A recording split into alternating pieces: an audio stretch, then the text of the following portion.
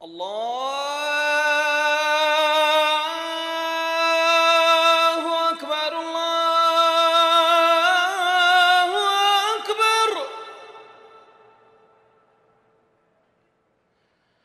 الله أكبر الله أكبر أشهد أن لا إله إلا الله.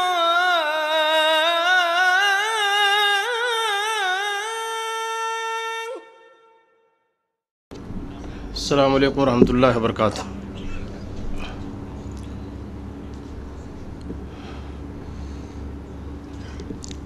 تاخیر نہیں کرتے، تقدیم نہیں کرتے، تاخیر نہیں کرتے، تقدیم نہیں کرتے، ہم منصب احمد میں ترمیم نہیں کرتے، ہم منصب احمد میں ترمیم نہیں کرتے، سرکار کی حرمت پر حرفان کی بات آئے، سرکار کی حرمت پر حرفان کی بات آئے، پھر بازی سر کی ہم تحریم نہیں کرتے،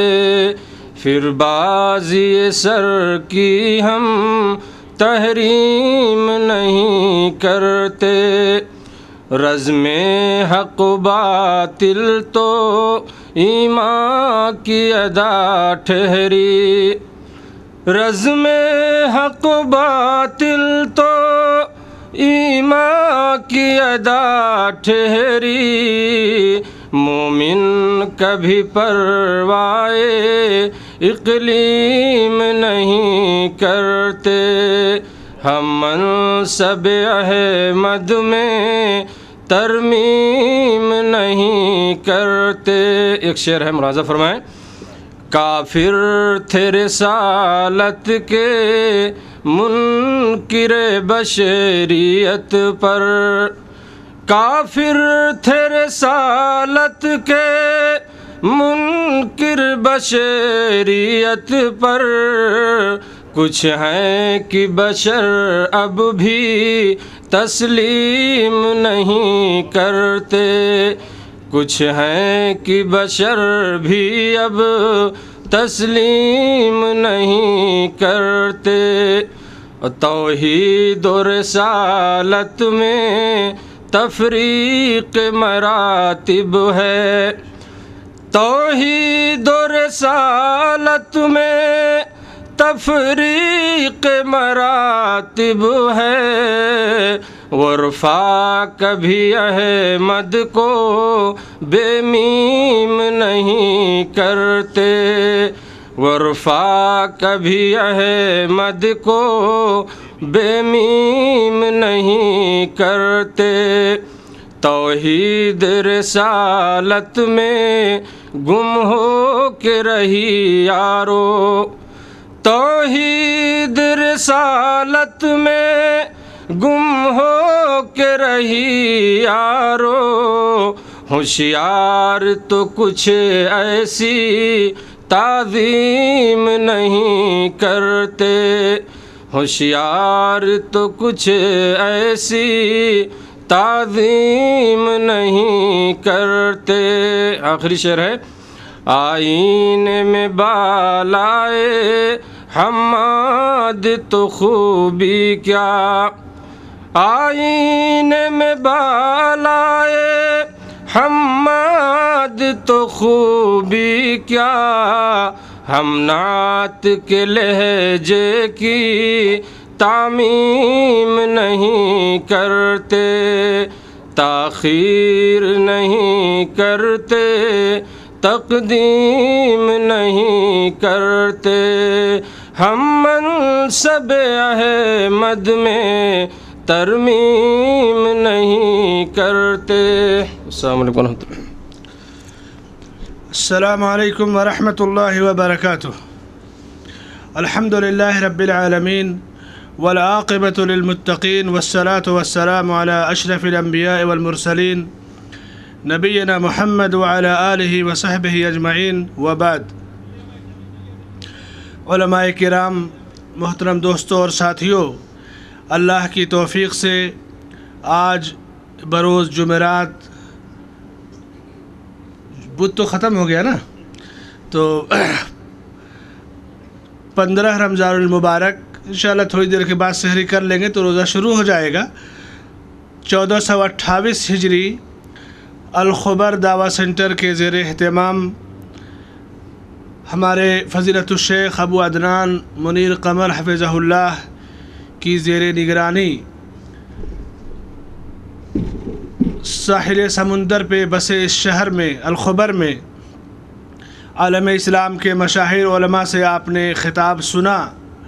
اس اجتماع کی آخری کڑی اور آخری خطاب کے لیے آپ شاید انتظار میں ہوں گے، اور آخری خطاب کس کا ہے وہ بھی تقریباً آپ جانتے ہوں گے کہ ہمارے بھائی، ہمارے دوست فضیلت الشیخ ابو عبد الرحمن سید معراج ربانی حفظہ اللہ کا ہے.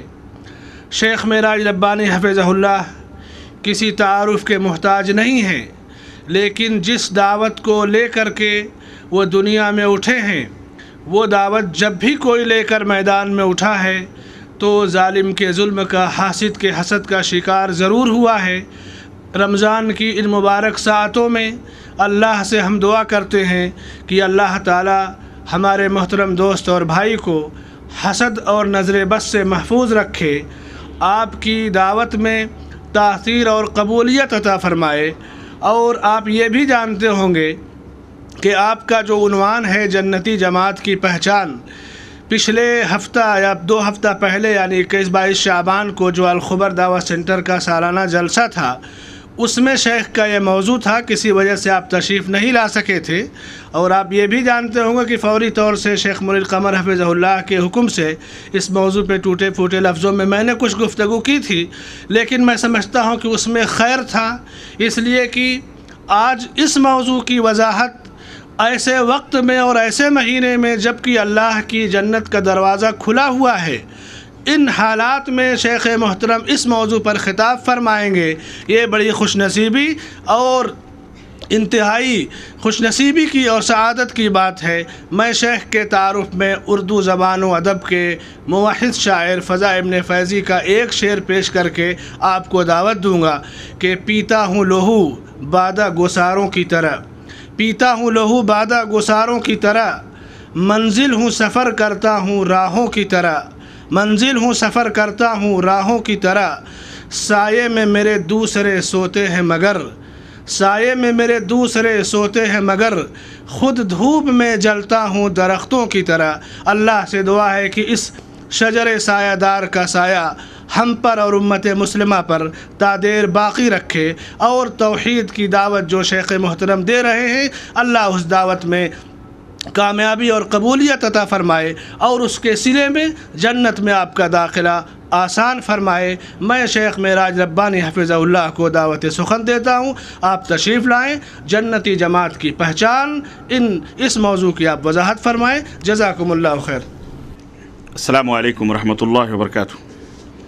الحمد للہ نحمده ونستعینه ونستغفره ونؤمن به ونتوکل علیہ ونعوذ باللہ من شرور انفسنا ومن سیئات اعمالنا من يهده الله فلا مضل له ومن يضلل فلا هادي له واشهد ان لا اله الا الله واشهد ان محمدا عبده ورسوله.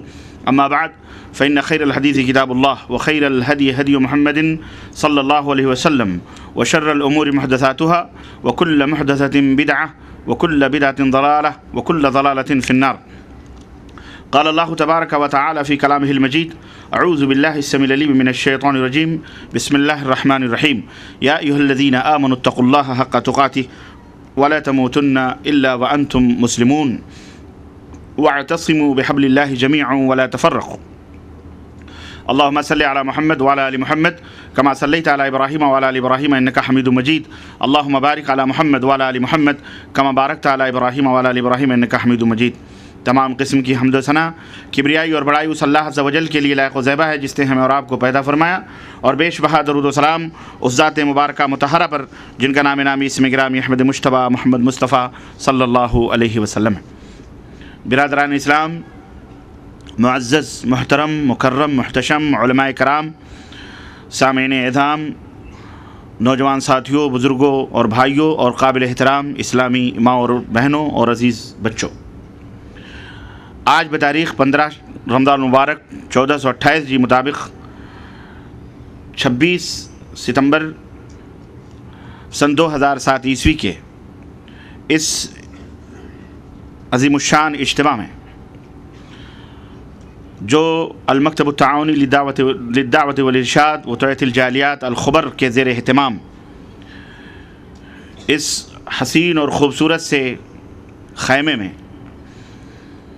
منعقد ہو رہا ہے، اور جس میں ابھی آپ بے شمار کئی معزز اور محترم اساتذہ، محققین اور ہمارے بزرگ اور اکابرین میں سے علماء کرام کو آپ نے سماعت فرمایا۔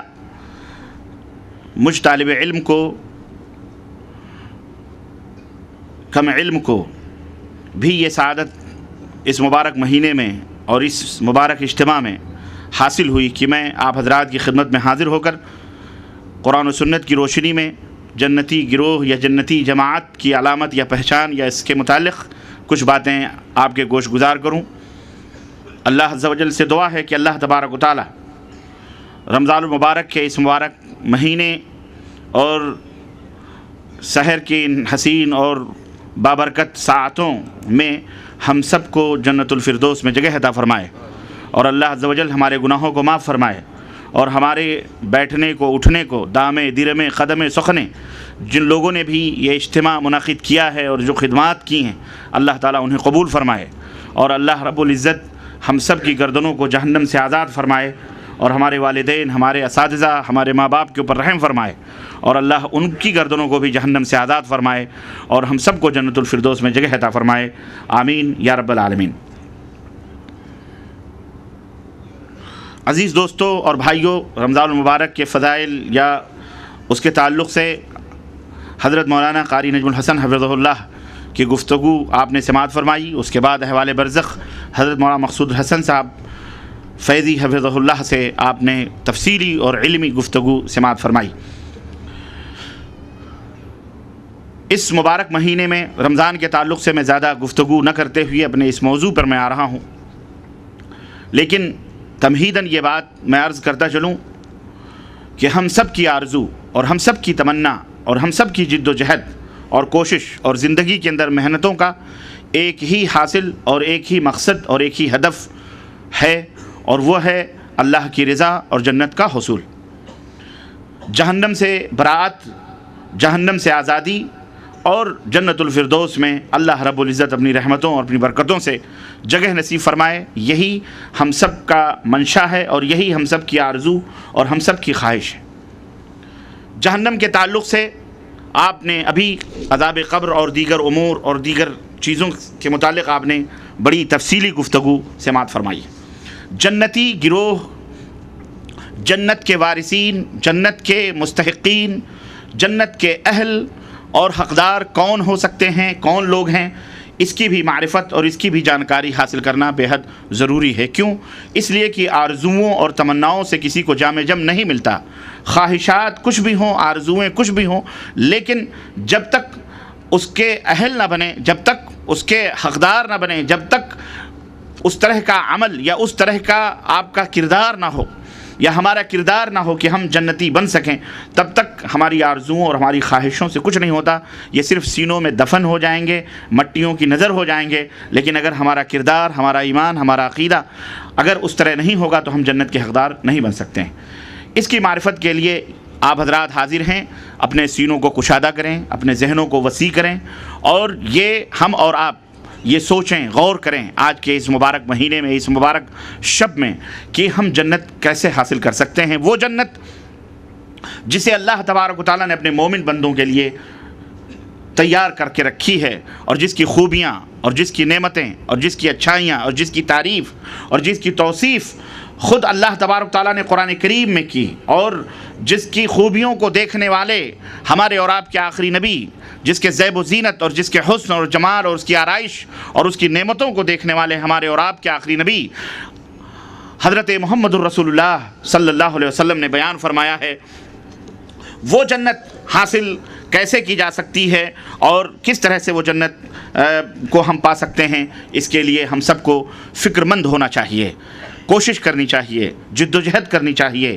اور یہ محنت اور یہ جد و جہد صحیح رخ پر ہونی چاہیے، نہ کہ صرف اسلام کے اندر محنت اور جد و جہد ہی مطلوب نہیں ہے، بلکہ اس جد و جہد کے ساتھ صحیح جد و جہد اور صحیح سمت اور صحیح رخ کی محنت ہونی چاہیے، تب جا کر کے آپ جنت کے حقدار بن سکتے ہیں۔ آپ کو ریاض سفر کرنا ہو لیکن آپ کی گاڑی اگر اس کے مخالف سمت میں جا رہی ہو، کتنی ہی فاسٹ اور کتنی ہی تیز رفتاری کے ساتھ اور کتنے ہی پٹرول بھر کے اور کتنے ہی مزے اور ایئر کنڈیشن مرسڈیز میں بیٹھ کر کے آپ جا رہے ہوں، لیکن اگر رخ غلط ہے تو آپ کبھی بھی ریاض پہنچ نہیں سکتے۔ بھلے آپ ہزارہ محنت کریں، آرزویں بسائیں، خواب دیکھیں، جد و جہد کریں، لیکن جب تک رخ صحیح نہیں ہوگا، گاڑی لاکھ صحیح سب کچھ زاد و راحلہ آپ کا مضبوط صحیح، لیکن رخ غلط ہونے کی وجہ سے آپ کی یہ ساری محنتیں اور ساری کوششیں ضائع اور رائگاں ہو جائیں گی۔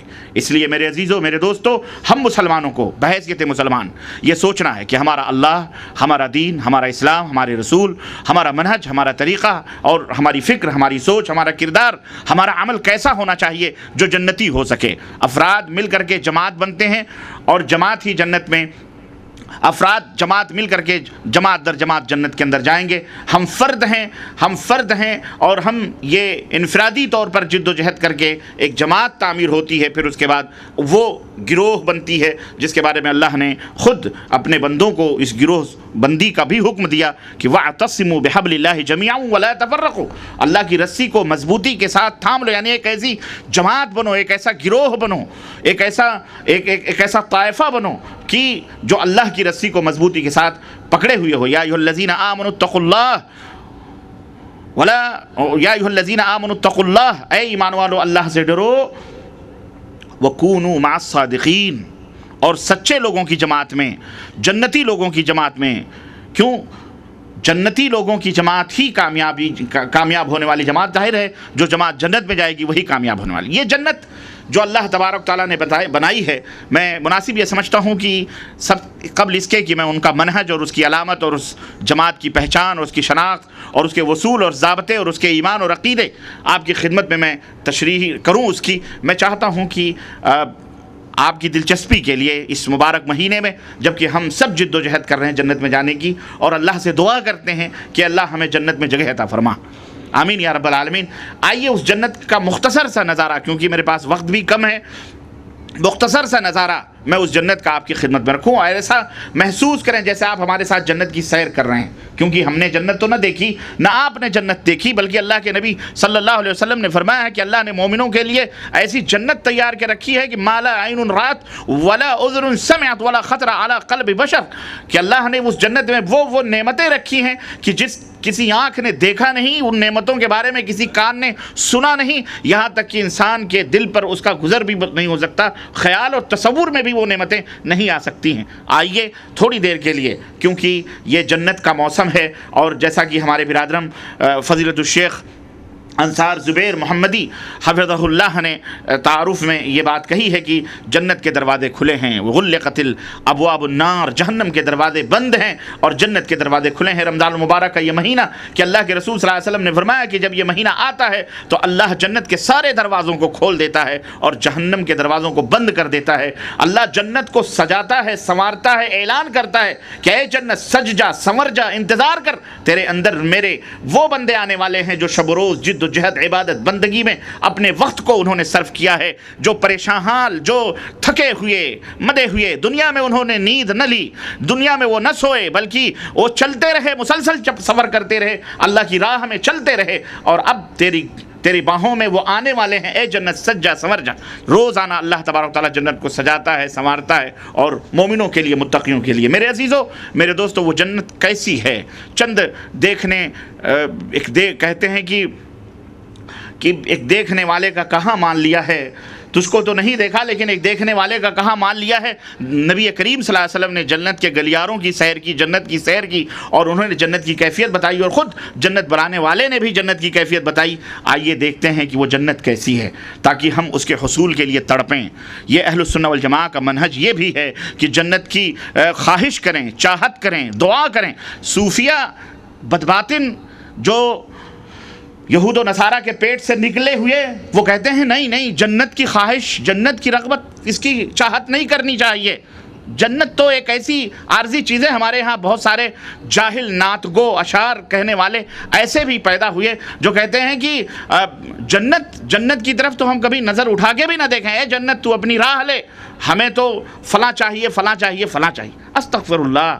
ظاہر ہے کہ اگر وہ دنیا میں جنت کو اس طرح ٹھکراتے ہیں تو یقیناً آدمی کے جو ارمان ہوتے ہیں اللہ بھی اسی حساب سے، انا عند ظن عبدی، اللہ فرماتا ہے کہ میں خود بندے کے خیال اور اس کے تصور اور گمان کے پاس ہوتا ہوں، وہ میرے بارے میں جیسا گمان رکھتا ہے میں اس کے ساتھ وہی سلوک کرتا ہوں۔ تو جنت کا انکار دنیا میں کر رہے ہیں تو وہ اللہ نہ کرے، اللہ انہیں ہدایت دے، توفیق دے توبے کی، بولو آمین۔ وہ جنت سے محروم نہ ہو۔ ہماری تو خواہش یہ ہے کہ جو جہنم میں جانے والے ہیں انہیں بھی گھسیٹ کر کے ہم جنت میں لانا چاہتے ہیں۔ بھائی جنت جہنم جانے کی جگہ نہیں ہے، بڑی بری جگہ ہے، بڑا برا مقام ہے، جہاں جسم و جاں جلائے جاتے ہیں، اور جہاں اللہ کا عذاب۔ آپ نے سماعت فرمایا فضل الشیخ جو ہے مقصود حسن فیضی حفظہ اللہ سے پوری تفصیلات آپ نے سنی۔ آئیے تھوڑی سی موڈ فریش کرنے کے لیے جنت کا بھی تذکرہ کرتے ہیں، جنت کی خوشخبریاں، جنت میں اللہ نے کیا کیا چیزیں رکھی۔ اللہ کی قسم اگر یہ نعمتیں سنیں اور اس کے بعد ہم بدباطن رہیں، بد کردار بنے، بد عقیدہ رہیں، بد عمل رہیں، اور ہمارا کردار نہ نکھرے، تو میں نہیں سمجھتا ہوں کہ انسان اس کے بعد کون سی شے اسے بیدار کر سکتی ہے اور اس غفلت سے اسے ہوشیار کر سکتی ہے اور اس نیند سے اسے جگا سکتی ہے۔ اللہ نے قرآن کریم میں، رسول اللہ صلی اللہ علیہ وسلم نے حدیث میں ایسے ایسے تذکرے کیے ہیں، اللہ اکبر۔ جنت میں وہ نعمتیں ہیں کہ اللہ کے رسول صلی اللہ علیہ وسلم، سب سے پہلے آپ کو میں یہ بتاؤں کہ جنت میں 8 دروازے ہیں۔ قاری نجم الحسن حفظہ اللہ نے بیان کیا نا، ایک دروازہ اسپیشل VIP کا ہے، کیا؟ باب الریان۔ باب الریان، وہ ریان گیٹ ہے جو صرف روزے داروں کے لیے، اور وہ صرف رمضان کے روزے داروں کے لیے نہیں ہے، بلکہ وہ جو ہمیشہ روزہ رکھتے ہیں۔ رمضان ہی کا روزہ صرف روزہ نہیں ہے، اللہ کے نبی ہفتے میں 2 روزے رکھتے تھے، پیر کو اور جمعرات کو۔ مہینے میں 3 روزہ ایام 20 کے رکھتے تھے اللہ کے رسول صلی اللہ علیہ وسلم۔ اور یوں اللہ کے نبی کبھی کبھی اتنے ایسے روزے رکھتے تھے کہ ام المومنین عائشہ صدیقہ فرماتی ہیں ہم سوچتے تھے کہ آپ روزہ افطار کریں گے بھی یا نہیں کریں گے۔ تو روزہ رکھنے کی، اور جیسا کہ وہ حدیث آپ نے سماعت فرمائی، کیا کہ اللہ ایک روزہ اگر آدمی رکھتا ہے تو اللہ 70 برس کی مسافت جہنم سے دور کر دیتا ہے، ایک روزہ۔ یہ عام روزوں کے متعلق یہ فضائل ہیں، اور چہ جائے کہ رمضان کا روزہ، اللہ اکبر، اس کی برکتیں، اس کی خیر، اس کے تو یہاں تو اللہ تعالیٰ نے 10 گنے سے لے کر 70 گنا اور بعض روایتوں میں 700 گنا تک اجر و ثواب کا آپ کو کی بشارت اور خوشخبری دی گئی ہے۔ تو روزہ ایک مستقل ایک ایسی عبادت ہے جو رمضان میں تو فرض ہے، عام دنوں میں عاشورے کا روزہ، ایام 20 کے روزے اور ہفتے کے روزے، اسی طرح جناب علی بقرعید کے روزے، اور شعبان جو ہے شعبان کے مہینے میں اللہ کے رسول 15 شعبان سے پہلے جو کثرت سے روزے رکھتے تھے۔ اس طرح کے یہ روزے مستقل موجود ہیں جس کے اجر و ثواب کے لیے ہمیں کوشش اور جد و جہد کرنی چاہیے۔ وہ سب اسی باب الریان سے، VIP گیٹ سے داخل کیے جائیں گے۔ اللہ تعالی ہم سب کو صائمین، روزے داروں میں سے بنائے، اور اللہ ہم سب کو اسی VIP گیٹ سے اللہ تعالی ہم سب کو داخل فرمائے، آمین یا رب العالمین۔ جنت کے آپ کی معلومات کے لیے بتاؤں 8 دروازے ہیں۔ جنت کے کتنے دروازے ہیں؟ 8 دروازے ہیں۔ اللہ کے رسول صلی اللہ علیہ وسلم کی یہ حدیث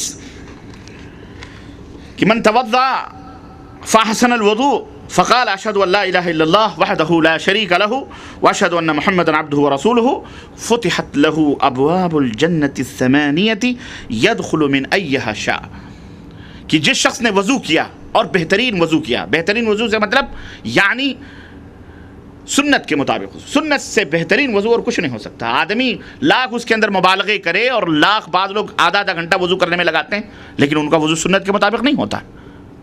سنت کے مطابق جیسا اللہ کے رسول صلی اللہ علیہ وسلم نے وضو کیا اس طرح سے سیکھیے. اس کو دیکھ کر کے ہم بڑی عجیب سچویشن ہے ہمارے ساتھ کہ ہم لوگ دنیاوی علوم کو حاصل کرتے ہیں, لاکھوں روپے صرف کرتے ہیں, کروڑوں روپے صرف کرتے ہیں بیٹے کو ڈاکٹر انجینئر بنانے کے لیے, لیکن اللہ کی جو اور اس دنیا کو بنانے کے لیے جو دنیا فانی ہے 40 سال 60 سال, اور جیسا کہ آپ نے سنا کہ بڈھے انتظار لوگ کر رہے ہیں کہ یہ مرے گا کب, اور نوجوان بیماری سے پہلے اسے موت آ جاتی ہے, بیماری سے پہلے موت آ کر کے اس کو پکڑ لیتی ہے اور وہ ختم ہو جاتے ہیں.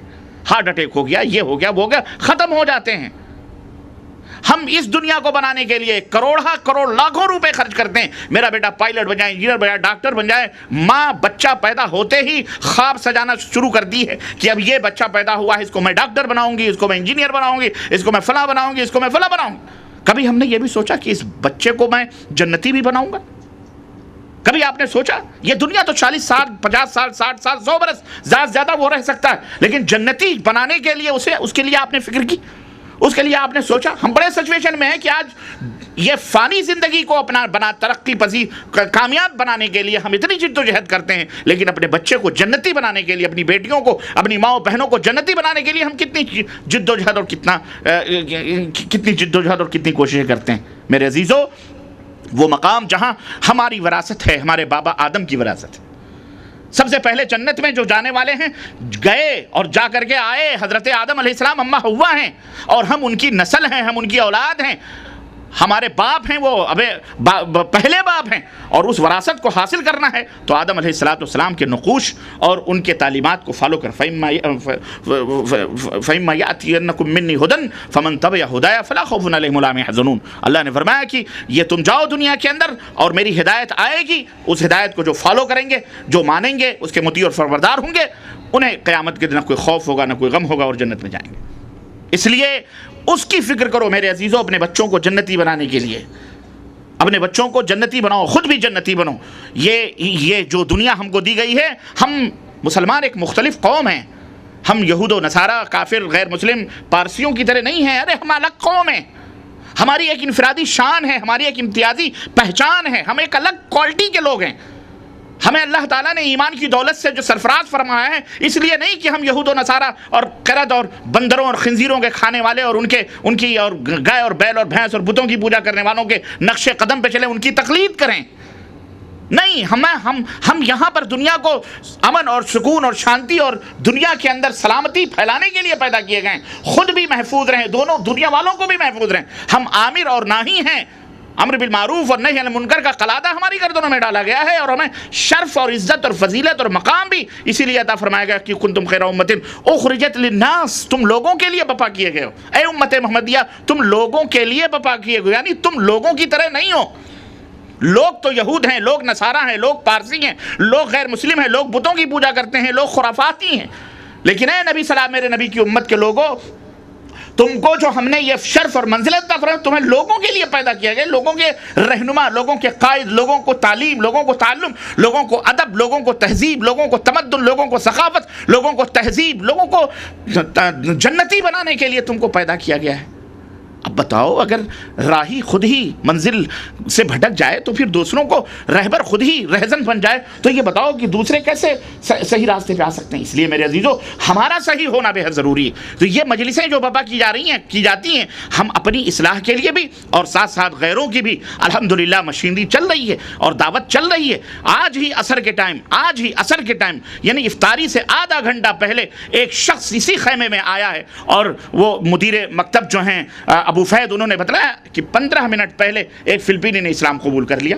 الحمدللہ آج ہی کی بات ہے، یہ اتنا بڑا خیمہ جو 1,25,000 جس کے اوپر صرف ہوئے ہیں، اور جہاں 5-6 ہزار لوگ ڈیلی اس افطار پارٹی کے اس کیمپ میں اور اس خیمے میں افطار کر رہے ہیں، معمولی خرچہ نہیں ہے یہ. اور اللہ کا یہ ہم جو ہے شکر ادا کرتے ہیں، اور اپنے شیخ منیر قبر حفظہ اللہ کا بھی، کہ جن کی جد و جہد، اور اپنے برادران کا بھی جن کی جد و جہد سے، کوشش سے. یہ وقت تو ہمارے اجتماع کا تو نہیں ہے بدھ، ہم زیادہ تر جمعرات اور جمعوں کو، لیکن یہ اللہ نے ہمیں موقع دیا، اور اس موقع سے ہمارے مشائخ نے فائدہ اٹھایا کہ جو بھی مل رہا ہے الحمدللہ اللہ کا شکر ادا کریں. کہ اتنا بڑا ہم تو لاکھوں روپے بھی خرچ کر کے نہیں حاصل کر سکتے، ہمیں فری میں مل رہا ہے ایئر کنڈیشن بالکل. یہ اللہ کا شکر ادا کریں ہم، کہ اللہ، اور دعا کریں کہ اللہ ہمارے اخوان کو، بزرگوں کو اللہ جزائے خیر عطا فرمائے، جنہوں نے ہمارے لیے یہ مجلس منعقد کری ہے. اللہ ان کے میزان حسنات میں اس کو بنائے، کہ ہم انہیں ایمان کے تر و تازہ کے لیے جمع ہوئے ہیں. تو میرے عزیزوں، میرے دوستوں اور بھائیوں، ہم اس لیے بنائے گئے، ہماری دو طرفہ دعوتیں چل رہی ہیں، اپنوں کی اصلاح بھی ہو، اور ہم خود قائدانہ اور کردار اپنائیں، قائدانہ صفات اپنے اندر پیدا کریں. ہم ایسا گروہ بنیں جو جنتی گروہ ہو، جنت میں جانے والی جماعت ہو، تاکہ لوگوں کو جنت کی طرف کھینچ کر کے لائیں. اللہ کے نبی صلی اللہ علیہ وسلم خود کے بارے میں کیا فرماتے ہیں کہ میں تو اس آدمی کی طرح ہوں جس آدمی نے ایک آگ جلائی، اور آگ جلائی تو اس میں پتنگے دوڑ کر کے جا کر کے اس آگ میں گر رہے ہیں، اور وہ شخص اس پتنگوں کو روک رہا ہے. میری مثال ایسے ہی ہے کہ جہنم کی آگ بھٹی اس کی جل رہی ہے، اور میں تمہاری کمریں پکڑ کر کے گھسیٹ رہا ہوں کہ لوگوں جہنم میں نہ جاؤ، لوگوں جہنم میں نہ جاؤ. تو ہماری یہ صفت ہونی چاہیے جو ہمارے نبی صلی اللہ علیہ وسلم کی صفت تھی.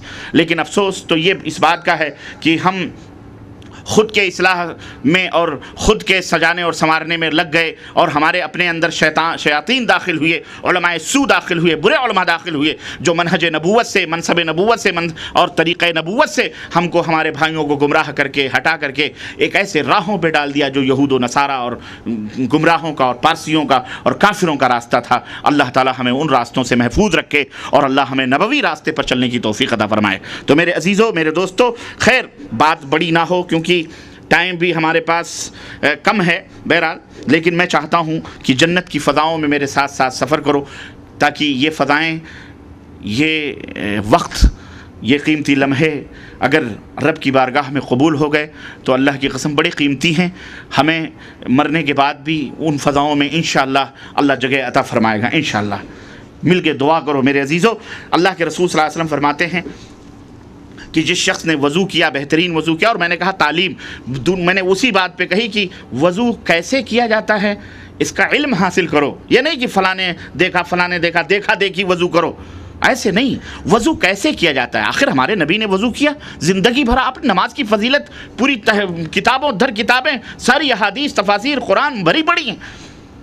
نبی صلی اللہ علیہ وسلم نے وضو کیسے کیا اس کا علم حاصل کرو. نبی صلی اللہ علیہ وسلم نے نماز کیسے پڑھی، دیکھا دیکھی نہیں، نبی نے کیسے پڑھی اس کا علم حاصل کرو، تاکہ آپ کی نماز حسن ہو سکے، بہترین ہو سکے، اچھی ہو سکے، اللہ کے ہاں مقبول ہو سکے. کیونکہ وہی سیمپل، وہی نمونہ قابل قبول ہوگا جو نبی صلی اللہ علیہ وسلم نے ہم کو دیا ہے. ایرو غیرو ادھر ادھر کے نمونے اللہ کے ہاں قابل قبول نہیں ہوں گے، منہ پہ مار دیے جائیں گے.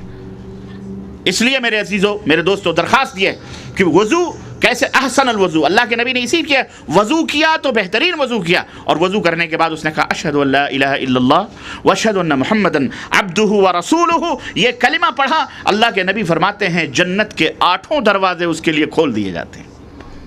جنت کے 8 دروازے اس کے لیے کھول دیے جاتے ہیں. اب وہ جس دروازے سے جنت میں داخل ہونا چاہے داخل ہو سکتا ہے. کتنی بڑی فضیلت ہے یہ، ایک چھوٹی سی چیز ہے لیکن جنت کے 8 دروازے. اسی طرح عورتوں کے بارے میں اللہ کے رسول صلی اللہ علیہ وسلم نے فرمایا کہ المرأۃ اذا صلت خمسہا، عورت 5 وقت کی نماز. میری ماؤں بہنوں کے لیے بڑا آسان نسخہ ہے جنت میں جانے کا. آئی ہو سنو، یہ نسخہ بھی لے کے جاؤ، لیکن اس میں کچھ ایسی چیزیں ہیں جس میں فیل ہو جاتی ہیں. وہ بہرحال وہ میں بتاتا ہوں. وہی المرأۃ اذا صلت خمسہا، عورت 5 وقت کی نماز پڑھ لے. ماشاءاللہ نماز پڑھتی، شوہر پڑھے نہ پڑھے، خراٹے لے کے سوتا رہے، لیکن یہ پڑھتی. اور کبھی الٹا بھی ہو جاتا ہے بعض لوگوں کے ساتھ. اللہ ایسی بیوی سے ہمیں محفوظ رکھے، بولو آمین. اور عورتیں کہیں کہ اللہ ایسے شوہر سے محفوظ رکھے جو خراٹے لے کے سوتے، وہ کہیں آمین. ہے کہ نہیں؟ دونوں کو صالح اور نیک ہونا چاہیے. دونوں پہیے مضبوط ہوں گے تو گاڑی چلے گی. ایک پنچر ہو، ایک صحیح ہو تو مشکل ہے. تو میرے عزیزو، اللہ کے رسول صلی اللہ تو عورتوں کے لیے اللہ کے نبی صلی اللہ علیہ وسلم نے فرمایا کہ عورت 5 وقت کی نماز پڑھ لے اور 1 مہینے کا روزہ رکھ لے، رمضان کے مہینے کا روزہ رکھ لے، اسامہ شہر رہا 1 مہینے کا روزہ رکھ لے. اسی طرح سے اپنے عفت اور اپنے عزت کی حفاظت کر لے. وَتَعَدْبَ عَلَهَا، اور اپنے شوہر کی فرما برداری کر لے. یہ 4 چیزیں ہیں. عورت اگر یہ 4 چیزیں کر لے تو قیامت کے دن اللہ رب العزت اس کے لیے جنت کے 8 دروازے کھولے گا اور کہے گا میری بندی جس دروازے سے جنت میں داخل ہونا چاہے چلی جائے. کتنی بڑی فضیلت ہے، کتنا آسان ہے.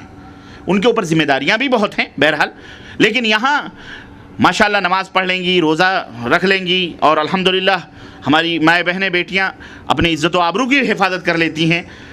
لیکن ایک چیز میں جا کے خلل واقع ہو جاتا ہے، وہ یہ ہے کہ وہ بیچارہ شوہر کما کما کے کھلا کے پلا کے ہر تمنا آرزو پوری کرا کے کہیں ذرا جھگڑا لڑائی کا تھوڑا سا موسم آیا کہ سارے کیے دھرے پہ پانی پھیر دیتی ہے. کہتی تمہارے ساتھ تو زندگی جل گئی میری، کہاں سے تم میرے گلے لگ گئے یا میں تمہارے گلے پڑ گئی.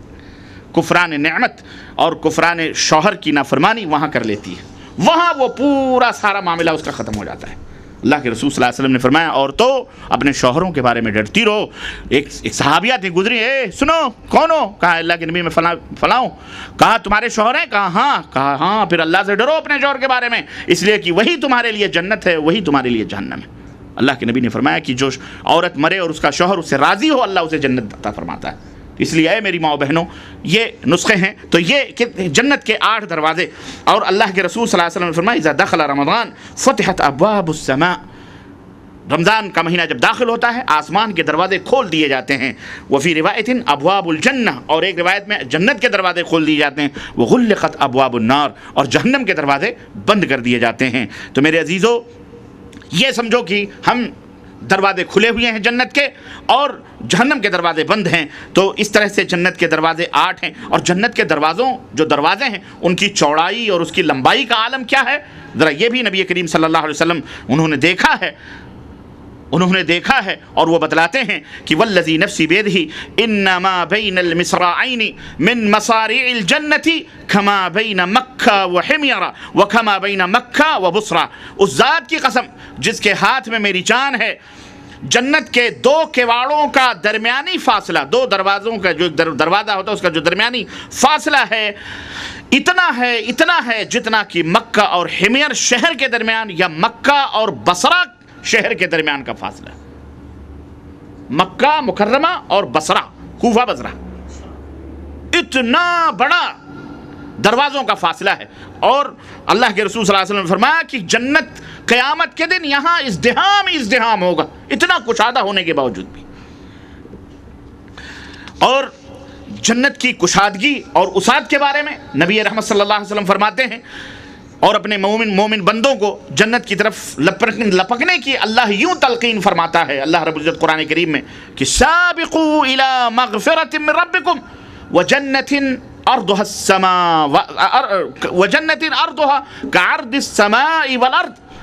سورہ الحدید آیت نمبر 21 اللہ رب العزت نے فرمایا کہ اے لوگو اپنے رب کی بخشش اور اس کی جنت کی طرف سرپٹ دوڑ پڑو، دوڑ پڑو رب کی بخشش اور جنت کی طرف. وہ جنت جس کی چوڑائی آسمان اور زمین میں کے برابر جیسی ہے. آسمان اور زمین میں جتنی کشادگی چوڑائی ہے جنت اتنی کشادہ اور کتنی چوڑی ہے. اللہ اکبر.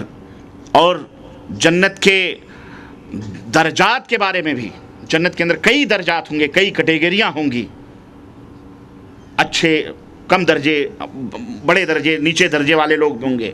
اللہ کے رسول صلی اللہ علیہ وسلم فرمایا ان فی الجنت 100 درجۃ ما بین الدرجتین کما بین السماء والارض. اللہ اکبر. اعدها اللہ للمجاہدین فی سبیلہ. کہ اللہ کے رسول صلی اللہ علیہ وسلم فرمایا کہ بے شک جنت میں 100 درجے ہیں. جنت میں کتنے درجے ہیں؟ جنت کے 8 دروازے ہیں، اور جنت میں درجے کتنے ہیں؟ 100 درجے ہیں.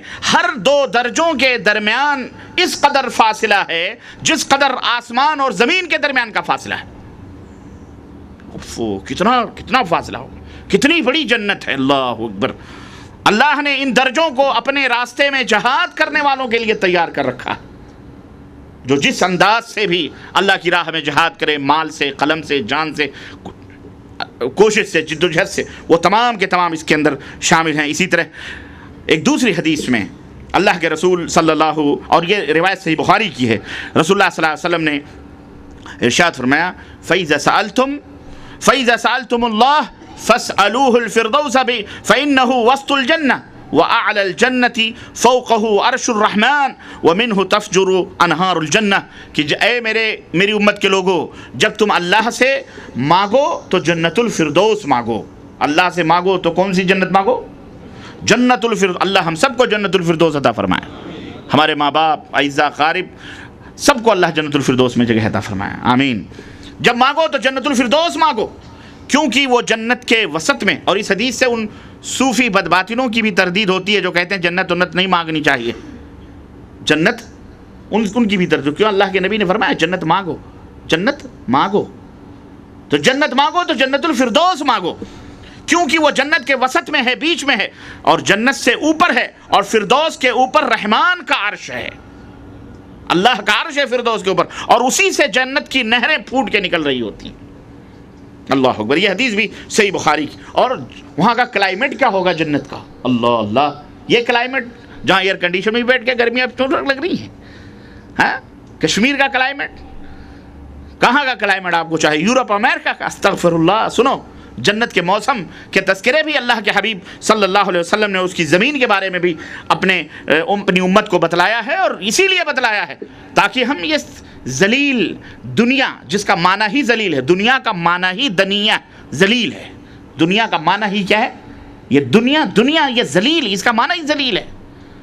इस दुनिया के अंदर रह करके हम उस जन्नत को न भूल जाएं जहां हमें हमेशा रहना है। ये तो आर्जी ज़िंदगी है, हम तो एक मुसाफिर हैं बाप की विरासत के लिए, यहाँ आए हैं ताकि हम ज़्यादा से ज़्यादा अल्लाह रब्बुल इज़्ज़त को राज़ी करें और अपने बाप की विरासत लें। जो बाप के लायक होगा, ताबेदार होगा, वो वारिस होगा, और जो उसका ताबेदार नहीं होगा बाप का, वो जहन्नम में जाएगा।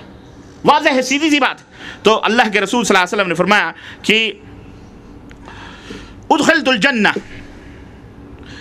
मुझे मेराज की रात जन्नत में दाखिल किया गया, मैं गया मेराज की रात, फ़इज़ा फ़ीहा जनादिलुल लुअलु इज़ा तुराबुहल मिस्क, जब मुझे जन्नत में दाखिल किया गया तो मैं क्या देखता हूँ कि हाँ, मोतियों के खैमे थे, मोतियों के खैमे लगे हुए थे, और उसकी मिट्टी से कस्तूरी खुशबू फूट रही थी, कस्तूरी खुशबू फूट रही थी। अल्लाह अल्लाह। ये भी हदीस सही बुखारी के अंदर है। अल्लाह ताला कुरान करीम में वहाँ के क्लाइमेट और मौसम के बारे में ख़बर दे रहा है। कुरान करीम में अल्लाह फरमाता है, ला यरौन फ़ीहा शम्सन वला ज़महरीरा, सूरह अद्दहर आयत नंबर 13। अहले जन्नत में रहेंगे, जन्नत में ना तो धूप देखेंगे और ना ही सख्त सर्दी होगी, बिल्कुल मीडियम क्लाइमेट होगा जैसा आप चाहते हैं।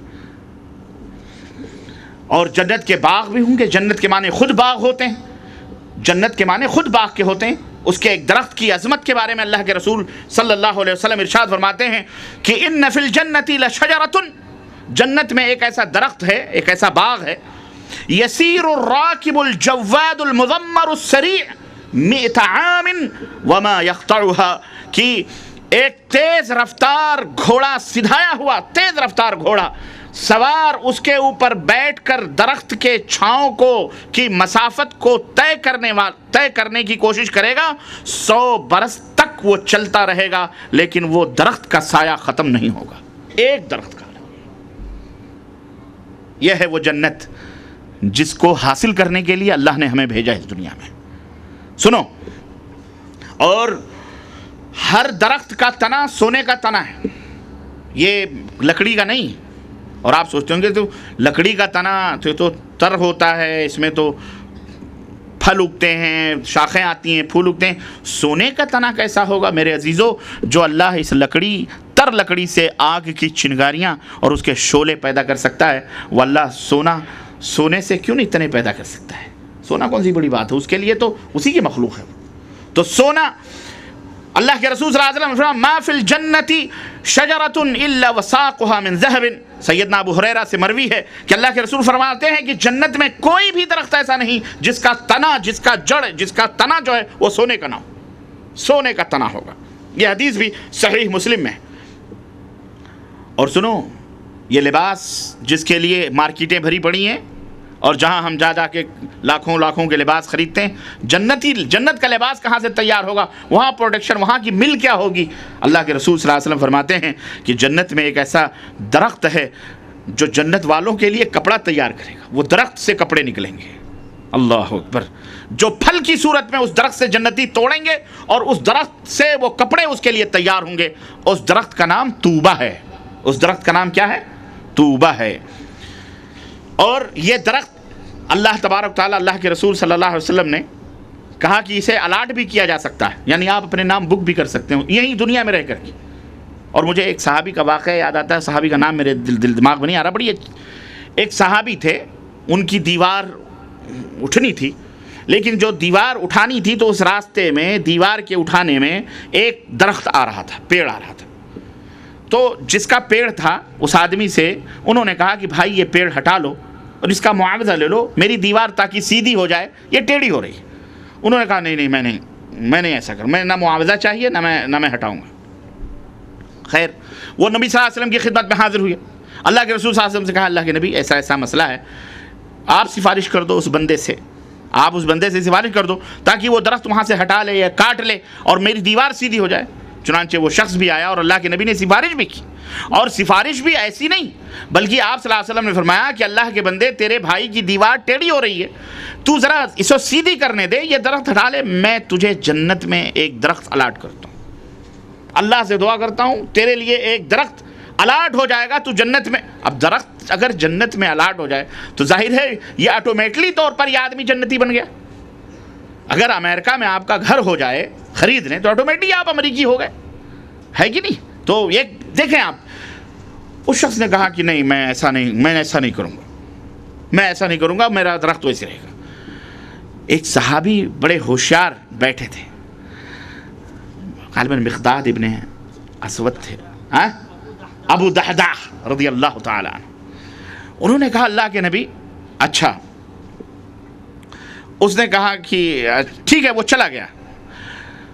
تو اللہ کے رسول صلی اللہ علیہ وسلم سے کہنے لگے کہ اللہ کے رسول اگر میں اس آدمی کو منا لوں تو کیا مجھے جنت میں وہ درخت مل سکتے ہیں؟ وہ درخت جو بندہ کہہ رہا ہے مجھے نہیں چاہیے، کیا مجھے جنت میں درخت مل جائے گا؟ اللہ کے نبی نے کہا اگر تم منا لے تو تیرے لیے ہے، تیرے لیے ایسے 10 باغوں کی ضمانت میں دیتا ہوں۔ وہ وہاں سے اٹھے اور فوراً اس آدمی کے پیچھے لگے، گئے، سلام کیا، بیٹھے، کہنے لگے کہ میرا باغ جو ہے وہ تمہیں پتہ ہے؟ ہاں مجھے معلوم ہے۔ کتنا بڑا باغ ہے؟ مدینے کا سب سے ٹاپ باغ تھا ان کا، ویسا باغ مدینے میں کسی کے پاس نہیں تھا جو حضرت ابو دحداح رضی اللہ تعالیٰ عنہ کا باغ تھا، جس میں ان کا بہترین گھر، بیوی، بچے سب رہتے تھے۔ مشہور تھا کہ ابو دحداح کا باغ مزرعہ بہت خوبصورت، بہت بڑا باغ ہے اور بہت اچھا ہے۔ تو حضرت ابو دحداح نے کہا کہ کیا خیال ہے اگر تم وہ باغ لے لو اور یہ درخت جو تمہارے بھائی کے راستے میں آ رہا ہے اس کو کاٹ دو یا یہ مجھے دے دو؟ وہ ہنسنے کا کہا کیا مذاق کر رہے ہیں آپ، اتنا بڑا باغ اور ایک درخت؟ نہیں مذاق کر رہے۔ بولے نہیں مذاق نہیں، میں صحیح بات کر رہا ہوں، تم راضی ہو جاؤ۔ تو وہاں چند جو بیٹھے ہوئے تھے کہا لوگوں سن رہے ہو ابو دحداح کیا کہہ رہے ہیں؟ تم گوار ہو، تم گواہ، کل کو یہ پھر نہ جائیں، میں وہ پیڑ دے دیتا ہوں اس باغ کے بدلے، کوئی بات نہیں، وہ باغ دے دو مجھے، تم وہ پیڑ لے لو۔ اور لوگوں کو گواہ بنا لیا، کہا کوئی بات نہیں، مجھے کوئی اعتراض نہیں ہے، وہ تم باغ لے لو، میں تم کو زبان دے دیا ہوں، وہ پیڑ دے دو مجھے۔ اس نے کہا کوئی بات نہیں، لے جاؤ وہ پیڑ، چلو وہ باغ میرا ہوگا، کہنا خلاص۔ اللہ اکبر۔ وہ آئے نبی کریم صلی اللہ علیہ وسلم کے پاس اور اللہ کے رسول صلی اللہ علیہ وسلم کو یہ خوشخبری سنائی کہ اللہ کے نبی میں نے وہ پیڑ خرید لیا ہے اپنے اس باغ کے بدلے۔ اور اللہ کے نبی نے ایسے 10 باغوں کی انہیں خوشخبری سنائی کہ ابو دحداح کے لیے جنت میں اتنے باغ کی ضمانت، تقریباً 100 پیڑ کی یا کس کی ضمانت اللہ کے نبی نے کہا میں دیتا ہوں۔ وہاں سے اٹھے اور دروازے پہ جا کے باغ کے دستک دی، کہا ام دحداح نکلو۔ تو کہنے لگی کہ گھر آ جاؤ، اندر آؤ باغ میں، باہر نکلنے کی تم کیا بات کرو، تمہارا گھر ہے، تمہارے بھی بچے۔ کہنے لگے اب یہ میرا گھر نہیں رہا۔ کہا کیوں؟ کہا میں نے اس کو جنت کے، اللہ کے رسول صلی اللہ علیہ وسلم کے اشارے پہ جنت کے باغوں کے بدلے اسے میں نے بیچ دیا ہے، کیا تم راضی ہو؟ کہنے لگی اللہ کے بندے میں کیوں نہیں راضی ہوں گی۔ کہا تو پھر اب اب ہمارا حق اس باغ میں داخل ہونے کا نہیں ہے، بال بچوں کو نکالو، سامان وامان لے کے نکلو، چلو یہ فلانے کا ہے۔ احتیاط کا بھی عالم یہ تھا کہ وہاں سے اپنے بیوی بچوں کو لے کے نکل آئے۔ تو میرے عزیزو، جنت میں اتنے بڑے باغ، تو وہ درخت جس کو حقیقت معلوم ہو وہی سمجھ سکتا ہے جنت کی نعمت کو، اور جس کو کچھ پتہ نہ ہو وہ کیا سمجھے گا وہ۔ اس لیے جنت میں درخت الاٹ کرنے کے تعلق سے میں ایک نسخہ اللہ کے رسول صلی اللہ علیہ وسلم کا بتلایا ہوا آپ حضرات کو بتلاتا ہوں۔ اللہ مجھے بھی توفیق عطا فرمائے اور آپ سب کو توفیق عطا فرمائے، اور ہر سامعین کو، سامع کو اللہ تعالیٰ عطا فرمائے۔ اللہ کے رسول صلی اللہ علیہ وسلم فرماتے ہیں کہ جب میں معراج کی رات حضرت ابراہیم علیہ السلام سے ملا تو انہوں نے کہا، اے محمد صلی اللہ علیہ وسلم، اپنی امت کو میری طرف سے یہ بات پہنچا دو کہ جنت پاکیزہ مٹی والی اور میٹھے پانی والی زمین ہے، اور چٹیل میدان ہے جنت میں۔ اگر تمہاری امت اس میں درخت لگانا چاہتی ہے، اگر تمہاری امت میں سے کوئی آدمی اس میں پیڑ لگانا چاہتا ہے، درخت لگانا چاہتا ہے، تو وہ یاد رکھے کہ اس میں درخت لگانا کیا ہے؟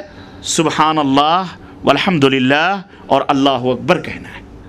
یہ کہیں سبحان اللہ والحمدللہ اللہ اکبر، اللہ اس چٹیل میدان میں اس کی طرف سے باغ لگاتا ہے، درخت لگاتا ہے۔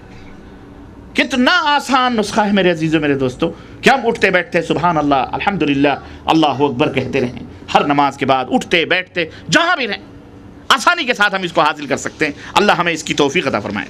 اور جس طرح کوئی چیز پیاری ہو تو اس کے مختلف نام ہوتے ہیں۔ آپ کے لاڈلا بیٹا پیدا ہوا، گڈو، ببلو، پتہ نہیں کیا کیا، میرا موہنا، میرا سونا، میرا چاند، میرا چندہ، پتہ نہیں کیا کیا آدمی کہتا ہے۔ ایک ہی بیٹا آنکھوں کا تارا ہے، اس کے ہزار دسیوں نام اس کو دیتے ہیں۔ تو جو چیز پیاری ہوتی ہے اس کے نام بھی کئی ہوتے ہیں۔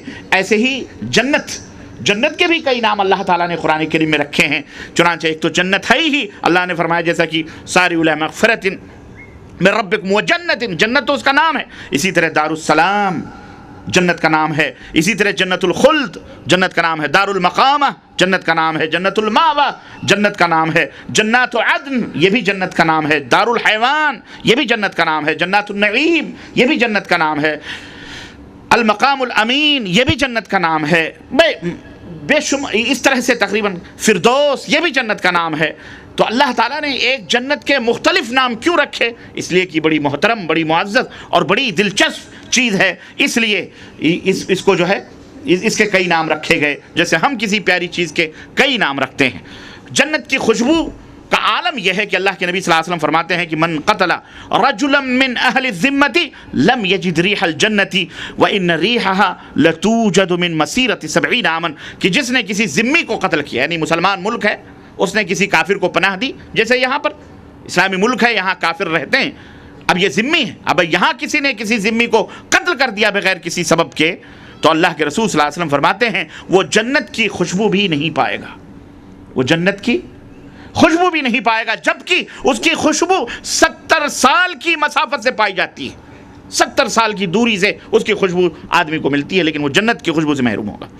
میرے عزیزوں، میرے دوستوں اور بھائیوں، جنت میں جہاں محل ہوں گے وہاں موتیوں کے خیمے بھی ہیں، جیسے یہ خیمے ہیں، یہ خیمے تو کوئی حیثیت نہیں رکھتے، موتیوں کا خیمہ، ہیرے اور موتیوں کا خیمہ اللہ کے رسول، اور یہ سب مومن کے لیے اللہ تعالیٰ نے جو جنت تیار کی ہے، خیمے کے اندر سے موتیاں کھدی ہوئی ہوں گی، اور اس کی لمبائی جو ہوگی، ایک خیمے کی لمبائی اللہ کے نبی صلی اللہ علیہ وسلم نے فرمایا 60 میل ہوگی۔ کتنے میل؟ اب تو ہم تو 60 بائی 60 گھر کے بھی مالک نہیں ہیں اس دنیا کے اندر، لیکن وہ وہاں جہاں ہمیشہ رہنا ہے، جو مومن کو ملنے والی ہے جنت، 60 میل ہوگی، اس میں مومن کے گھر والے ہوں گے، اور وہ مومن ان گھر والوں پر چکر لگاتا رہے گا، مگر یہ گھر والے ایک دوسرے کو نہ دیکھ سکیں گے، مومن سب کو دیکھے گا، یہاں ایک بیوی ہے، وہاں ایک بیوی ہے، وہاں ایک بیوی ہے، وہاں ایک بیوی، 60 میل، وہ یہاں جائے گا، وہاں جائے گا، وہاں جائے گا، وہ ایک دوسرے کو نہیں دیکھیں گی، لیکن یہ سب کو اپنی نظروں میں دیکھے گا اور سب کے پاس جائے گا۔ یعنی یہ مومن تو اس وسیع اور عریض خیمہ محل میں رہے گا، اپنی سب حوروں کو دیکھے گا، کوئی حور وہاں بیٹھی ہے، کوئی وہاں بیٹھی ہے، کوئی محل کے وہاں چہل قدمی کر رہی ہے، کوئی خیمے کے اس باغوں میں گھوم رہی ہے، یہ بیٹھ کے سب کو دیکھے گا، لیکن اس کو وہی دیکھے گی جس کے پاس یہ رہے گا۔ اللہ اکبر۔ جس کمرے میں رہے گا. تو یہ اللہ تبارک و تعالیٰ نے مومن کے لیے تیار کر کے رکھے ہیں. یہ بھی حدیث صحیح بخاری کے اندر موجود ہے. میرے عزیزو، آپ سوچیں گے کہ یہاں دنیا میں تو کھا پی کر کے آرام کر کے سو جاتے ہیں، آدمی کو نیند آتی، کیا جنت میں بھی نیند آئے گی؟ اللہ کے رسول صلی اللہ علیہ وسلم سے سنتے ہیں، سیدنا جابر اور عبداللہ ابن ابی اوفا سے مروی ہے کہ رسول اللہ صلی اللہ علیہ وسلم نے فرمایا کہ النوم اخو الموت، النوم اخو الموت ولا ینام اہل الجنہ. کہ نوم یعنی سونا یہ موت کی بہن ہے. ہمارے یہاں مثل کہتے ہیں کہ سونا اور مرنا برابر ہے. آدمی سویا ہوا ہے، چاقو مار دو، چھری مار دو، کچھ بھی مار دو، اس کو بیچارے کو کیا پتا. تو سونا اور مرنا یہ موت ہے. تو موت ولا ینام اہل الجنہ، اور موت یہ جنت میں نہیں آ سکتی ہے. اس لیے جنتی کو جنت میں نیند ہی نہیں آئے گی. اللہ ہمیشہ خوش باش فریش موڈ میں رہے گا وہ. اور جو جنت میں یہ تاجروں کے لیے یا جو مارکیٹنگ کرتے ہیں ان کے لیے بھی دیکھو اس میں کتنی بڑی عبرت ہے. جنت میں بازار بھی لگیں گے، مارکیٹیں بھی ہوں گی، اور وہ بازار حسن ہوں گے، حسن و جمال والی مارکیٹ ہوگی. چنانچہ سیدنا انس بن مالک سے مروی وہ کہتے ہیں کہ جنت میں ایک بازار ہے، وہاں جنتی ہر جمعے کو جائیں گے. چنانچہ شمالی ہوا نمودار ہوگی جو ان کے چہروں اور ان کے کپڑوں میں خوشبو کا چھڑکاؤ کرے گی، خوشبو چھڑکے گی. اس پر وہ حسن و جمال میں اور زیادہ ہو جائیں گے. پچھلے ہفتے جو ذرا کمی آئی تھی، اس ہفتے اور تر و تازہ حسین و جمیل ہو جائیں گے. اور جب اپنے گھروں کی طرف لوٹیں گے اور ان کی بیویاں ان کو دیکھیں گی، حوریں دیکھیں گی. وہاں کئی بیویاں ہوں گی بھائیوں. وہاں یہاں ایک ہی میں مر رہے ہو آپ، یا بعض لوگ ایک ہی کے انتظار میں مر رہے ہیں، ابھی تک شادی نہیں کر رہے ہیں، ابھی گھر بننا باقی ہے، ابھی فلانا کرنا ہے، ابھی بہن کی شادی کرنی بھی نہیں، فلانا نہیں کرنی ہے، فلانا ابھی چھت نہیں لگی ہے، ابھی دیوار نہیں اٹھی ہے، ابھی اتنی روزی نہیں ہے، اتنی کمائی نہیں. یہی مر رہے ہو. ایسے کرتے کرتے مر جاؤ گے.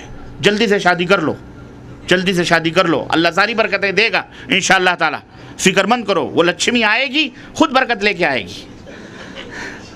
ہاں اسی لیے کفار لچھمی کہتے ہیں.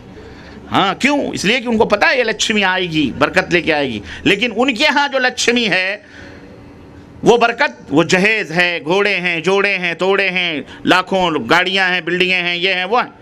آج ہم بھی اسی لعنت میں پڑ گئے. اللہ تعالی ہمیں ہدایت عطا فرمائے کہ جو کافروں کے طریقے تھے، آج ہمارے نوجوان بھی ڈاکٹر، انجینئر، منسٹر، پتہ نہیں کیا کیا بن کے اپنے بھائیوں کو، بہنوں شادیاں کرتے ہیں تو مطالبہ کرتے ہیں ہم کو کار چاہیے، ہم کو بلڈنگ چاہیے، ہم کو بنگلہ چاہیے، ہم کو راڈو گھڑی چاہیے، فلاں. یہ حرام ہے سراسر.